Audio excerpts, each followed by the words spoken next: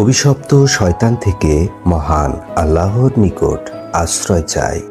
সকল প্রশংসা সমগ্র বিশ্বের প্রতিপালক মহান আল্লাহর জন্য।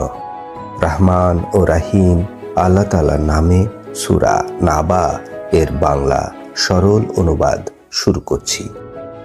তারা কি বিষয়ে একে অপরকে জিজ্ঞাসা করছে? বড় খবরের বিষয়, যে বিষয় তাদের মধ্যে মতানৈক্য রয়েছে।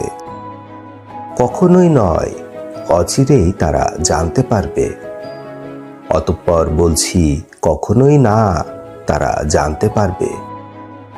আমি কি পৃথিবীকে বিছানা বানাইনি এবং পাহাড়কে করেছি কিলোক বা পেরেক, এবং তোমাদেরকে আমি সৃষ্টি করেছি জোড়ায় জোড়ায়, এবং তোমাদের নিদ্রাকে করেছি বিশ্রাম, এবং রাতকে করেছি আবরণ, এবং দিনকে করেছি জীবিকা উপার্জনের সময়, এবং আমি নির্মাণ করেছি তোমাদের উপরে কঠিন 7 আসমান, এবং স্থাপন করেছি একটি জ্বলন্ত প্রদীপ, এবং মেঘমালা হতে আমি প্রচুর বৃষ্টি বর্ষণ করি, এই জন্য যে ওই বৃষ্টি হতে আমি উৎপন্ন করি শস্য এবং উদ্ভিদ এবং ঘন বাগান।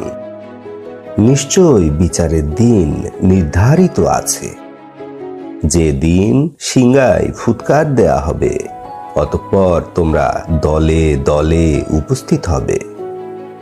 আকাশ খুলে দেওয়া হবে, ফলে তা হবে বহু দরজা বিশিষ্ট, এবং পাহাড়গুলিকে করা হবে চলমান, এবং তা বালুকণায় পরিণত হবে। নিশ্চয় জাহান্নাম হচ্ছে ঘাঁটি, সীমা লঙ্ঘনকারীদের ঠিকানা। সেখানে তারা অবস্থান করবে বহু হুকবা।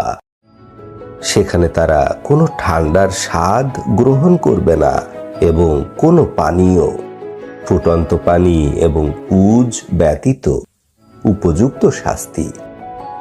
নিশ্চয় তারা হিসাবে ভয় করত না। তারা আমার আয়াতগুলো কঠিনভাবে অস্বীকার করছিল, এবং আমি সব কিছু সংরক্ষণ করেছি লিখিতভাবে।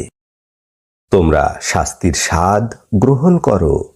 আমি শাস্তি বৃদ্ধি করা ছাড়া তোমাদের জন্য আর কিছু করব না।